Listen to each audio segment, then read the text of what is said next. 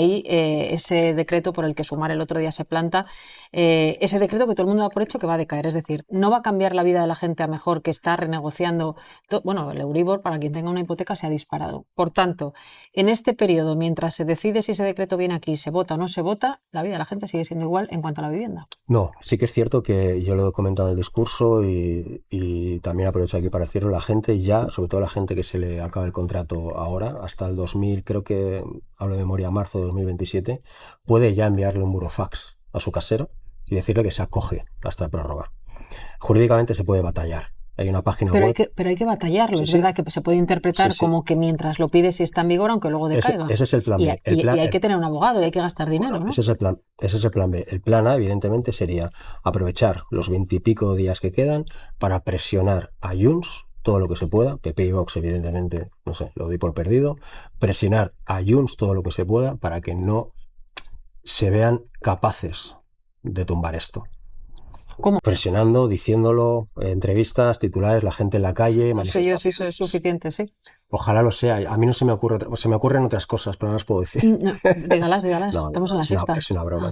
Digo porque lo del burofax al final están ustedes los políticos, que ya sé que no suena bien, pero es así, pidiéndole a la gente que sean ellos quienes se muevan para sostener un decreto y que al final es la responsabilidad de la gente. Conviene recordar, no lo digo yo, lo dice el sindicato de Llogatés.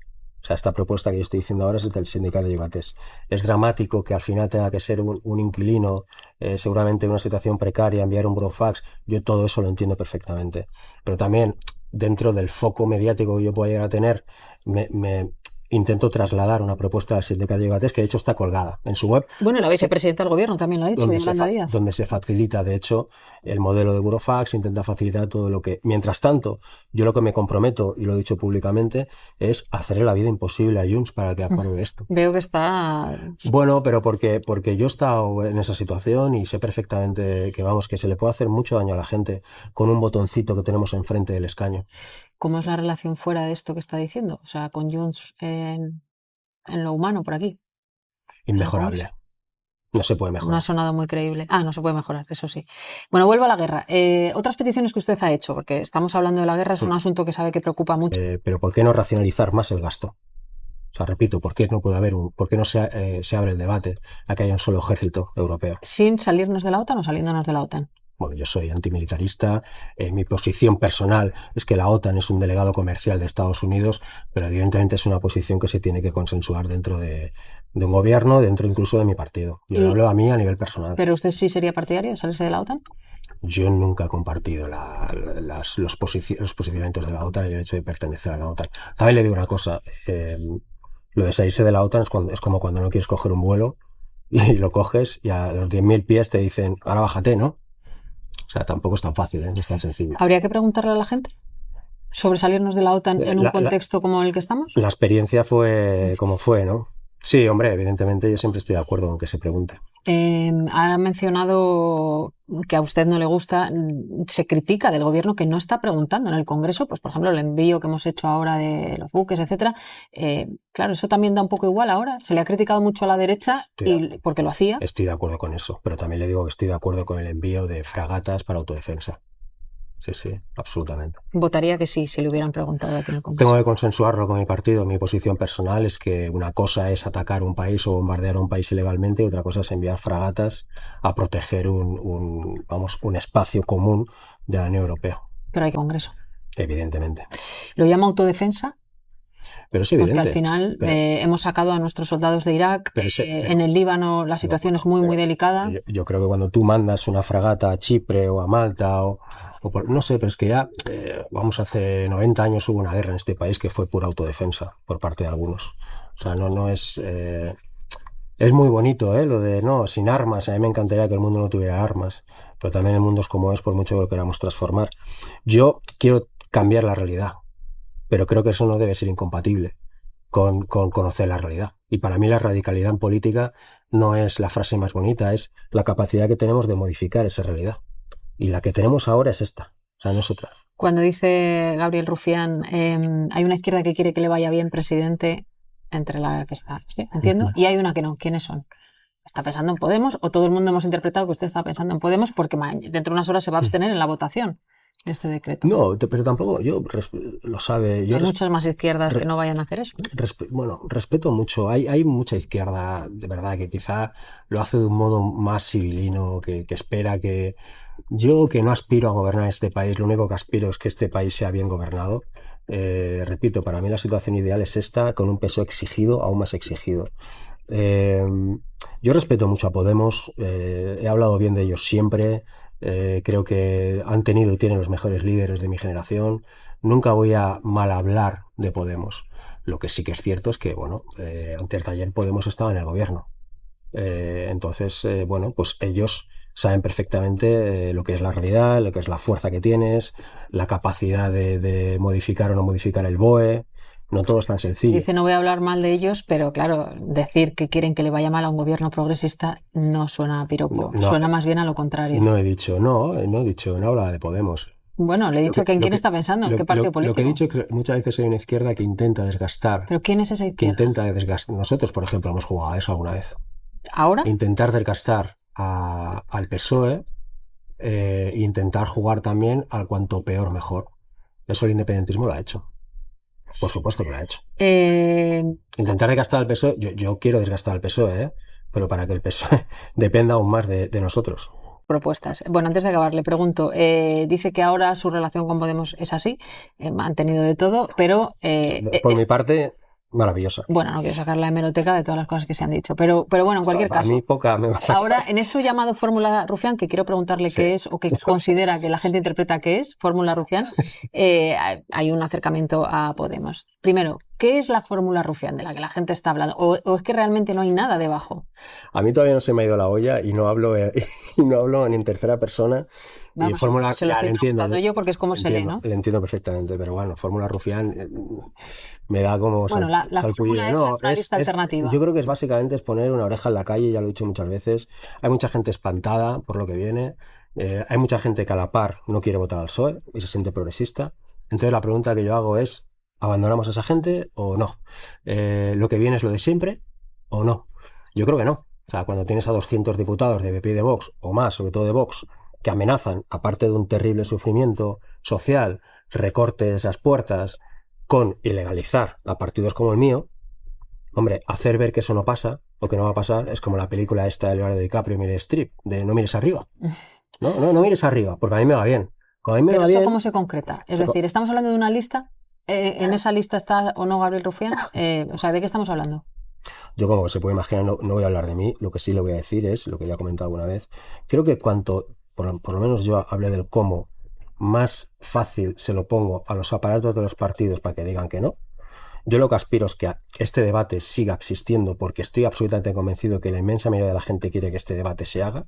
Lo que digo es que no tiene ningún sentido que en cada provincia haya casi siempre 2 derechas y 14 izquierdas. Por eso me refiero que sí estamos hablando de una lista, ¿no? Yo lo que digo es evidente y calculadora. Programa, evidente. Pero cada uno... Yo no pido a nadie que renuncie a sus siglas, no pido a nadie que renuncie a lo que es. Lo que pido es orden y ciencia. Y que por primera vez la izquierda deje de decir, no, mira, es que tú llevas una chaqueta negra. Y claro, yo llevo corbata. Y tú tienes el pelo largo y lo tengo corto. Y tú llevas un móvil y yo no. Ya, pero eso es lo que ha ocurrido hasta ahora. De hecho, tenemos una cita electoral y hemos tenido 3 con 200 listas de izquierda. Como lo que viene, y de derecha. Lo que viene ahora no es lo de siempre. Yo lo que digo es, ¿qué izquierdas van bien? Supuestamente. Las izquierdas soberanistas, las izquierdas independentistas, las izquierdas nacionalistas, las izquierdas autodeterministas, como se les quiera llamar, van bien. Y han demostrado muchas cosas, hasta el punto de que gente como Óscar Matute o Méxic Purúa o en su momento Baldoví o gente de Néstor Rego o gente de Compromís representan a mucha gente fuera de sus naciones, ¿no? Pues aprovechar esto y que por primera vez la izquierda sea liderada por esas izquierdas soberanistas y que arrastren a las izquierdas españolas, como se les quiera llamar, que son las que realmente están mal, a intentar alcanzar acuerdos, confluencias, sin que nadie deje de ser lo que es, pero que cada uno pueda competir liderando provincia a provincia de la mejor manera posible. ¿Y usted se teme tener que elegir entre esa lista en su cabeza que suena bien, única, o de muchas izquierdas juntas, renunciar a Esquerra? Repito, no pido que nadie... No digo usted, teniendo que salirse de Esquerra para entrar en esa lista. Yo soy... ¿Ese escenario le preocupa? Yo soy de Esquerra Republicana y me siento muy orgulloso. No digo de la disciplina y del partido, no renunciar a las ideas, evidentemente, no serviría de nada. Se cuenta que yo, por ejemplo, la poca o mucha repercusión mediática que tengo, los retweets que pueda llegar a tener, las visualizaciones, ¿a mí de qué me sirve? Si me dedico a leer argumentarios y a no decir lo que yo creo que debo decir, porque repito, es que hace falta estar un rato en la calle. Ya, pero debatir, luego se concreta en las urnas con listas y con medidas. Lo único que puedo hacer es seguir jugándomela, que tampoco es algo, vamos, yo si me voy a mi casa me da igual, y seguir intentando mover la mesa, ¿no? Decir, oye, repito, no mires arriba, ¿no? Pues sí, pues mira arriba y el meteorito nos va a arrasar a todos, por mucho que tú te creas ahora que no te va a arrasar. Porque hay mucha gente que también se cree que porque nos va bien, pues el fascismo se va a acabar en Fraga. O en la frontera de Euskadi, o la frontera de Galicia, o la frontera de Valencia. Pues no, hombre, es que te va a arrasar a ti también, por mucho que te vaya bien. Yo lo he dicho ya muchas veces. ¿De qué nos sirve aquí venir con más diputados si Abascal es vicepresidente? ¿De qué te sirve? Es que ¿de qué nos sirve? Y si hay ese hueco, ¿por qué no ocuparlo? ¿Por qué no decir a las izquierdas españolas? Vamos a hablar. Porque también es falso cuando se dice que Esquerra Republicana esto nunca lo ha hecho, y que no es nuestra responsabilidad. Esto no es cierto, ¿eh? O sea, Esquerra Republicana siempre ha entendido que hay momentos históricos en los que sí que hemos tenido, y que se me entienda, inspirar a las izquierdas españolas. Y no hace falta ir evidentemente hay ejemplos clarísimos que no hace falta que yo aquí diga. Pero no es cierto que cada uno tengamos que estar en nuestros mundos diferentes. No, lo que pasa es que luego eso ha sido muy difícil históricamente de concretar, y lo estamos viendo elección tras elección. Tan difícil que palmamos siempre. ¿La siguiente entrevista que hagamos será en esa lista? ¿O serás todavía el portavoz de Esquerra? Hasta que me echen. Bueno, hasta que le echen. No. Espero que no. Bueno, ¿va a hacer campaña en Andalucía? No. No sé. Pues mire, no lo había pensado, lo pienso ahora a bote pronto. Si me llaman y yo puedo ayudar, además conozco gente de Izquierda Unida ahí, de Podemos, de Adelante Andalucía, sigo a grandes portavoces de esas formaciones políticas en la Junta de Andalucía. Yo sí puedo, humildemente, tampoco quiero ser el mesías de nada, humildemente ayudar, pues le digo que sí, vamos. Cierto. Ahora, lo que no voy a hacer es un acto con cada uno. O sea, aquí, vamos, cada una con sus siglas, bueno, pero si ya empieza poniendo condiciones, igual pero le llama. el antifascismo en casa de todos. Vamos. Pues si consigue juntarlos en un acto va a ser interesante. He hecho cosas muy difíciles, ¿eh? Sí. Cierro como ha empezado. ¿En las elecciones andaluzas puede tener peso todo lo de la guerra? ¿Usted cree que puede influir? Yo creo que Moreno Bonilla es un tipo, creo que es el contrapeso Ayuso, creo que es el futuro del Partido Popular, es un tío hábil, que ni siquiera la salvajada de las mamografías creo que le ha supuesto mucho coste. Creo que es dificilísimo a lo que se enfrenta María Jesús Montero, muy difícil. Creo que le va a pesar, aunque ella crea que no, su ejercicio de gobierno o esa proximidad a Sánchez. Y a Esquerra. Y a Junts, ¿no? Pues. Bueno, porque muchas veces fuera de fuera de Cataluña se le critica al gobierno la cercanía que ha tenido en las cesiones. Pero yo creo que eso a nosotros al menos, lo de a cambio de nada, dése cuenta que yo... A ustedes no, pero al resto... Dése cuenta que en Cataluña hubo un momento en el que nosotros, gracias a la negociación, sacamos a 9 personas de la cárcel, y esas mismas personas, algunas de ellas, al día siguiente estaban en una radio diciendo que habíamos votado a cambio de nada. Y estaban en su casa. Así de raro es el mundo. Así lo tiene guardado en la memoria. Hemos hablado también mucho de Junts. Bueno, si hay ese acto y consigue juntar a todos los partidos de izquierdas en Andalucía, ahí estaremos contándolo. Pobre Emi. Ya veremos si ocurre. Hoy aquí con Junts, por eso le decía, en tiempos pasados se entendían y ahora ni siquiera por medidas sociales. Porque usted responsabiliza a Junts, pero el que acepta los votos de Junts y el que acepta esas medidas es el gobierno progresista. Me da la sensación de que al gobierno le encantaría no tener que aceptar los votos de Junts, pero es que es cambiar las medidas. La ecuación actual ya, pero entonces sí que nos pierda a los demás. No sé, yo a Junts no le ataco, les intento retratar. Creo que es una salvajada dejar a la intemperie a 3 millones de personas. Es una salvajada. Y creo que cuando tú haces esto y nadie sabe muy bien por qué lo haces, hay algo detrás que lo explica. Hoy ha dicho Sánchez, ante el reproche del tema de los impuestos, si va a valer para toda la subida que está habiendo de combustibles, que él trabaja y plantea medidas para los currantes. De su discurso deduzco que no, que usted no lo comparte, o que no es suficiente, pero que no es así, ¿no?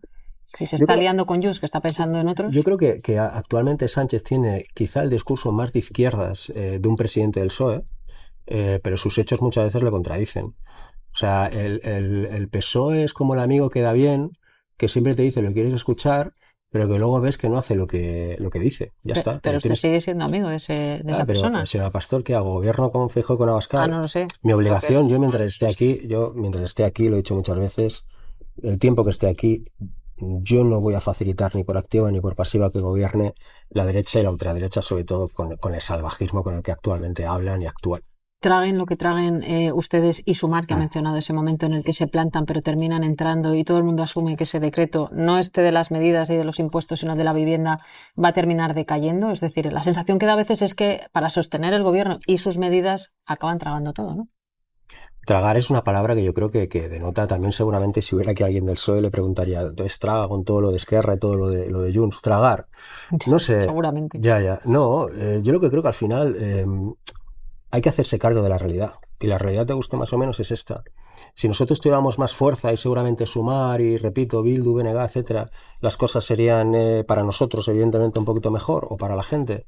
Pues seguramente sí, pero es que la pregunta es también por qué cuesta tanto todo. Ahora, repito, frente al fascismo, sí, o al menorismo. Yo lo reivindico sin ningún tipo de manía. Como socio de gobierno me decía, el tema, cada vez que usted escucha al gobierno hablar de, hoy ha dicho el presidente, me ha apuntado la frase, cambio de paradigma en la política de vivienda. A usted, socio de izquierdas del gobierno, ¿qué le parece cuando hablan a futuro de medidas gobernando casi 8 años? No parecía nada. Yo creo que el presidente se equivoca y le he comentado muchas veces, y la ministra de Vivienda, incluso nosotros alguna vez que se ha dicho, porque la izquierda ha fracasado con la vivienda. Hemos fracasado con la vivienda. La ley de vivienda ha fracasado. ¿Por qué? Podemos hablar de que hay comunidades autónomas que no la aplican, de todas las trabas y tal, pero la ley de vivienda se queda corta. En un país en el que se necesitan 60 años para pagar un piso y el 70% del sueldo se dedica a la vivienda, has fracasado. Has fracasado. ¿Por qué? Pues porque no se batalla en contra de lo que realmente afecta o es el responsable del tema de la vivienda, que es la especulación.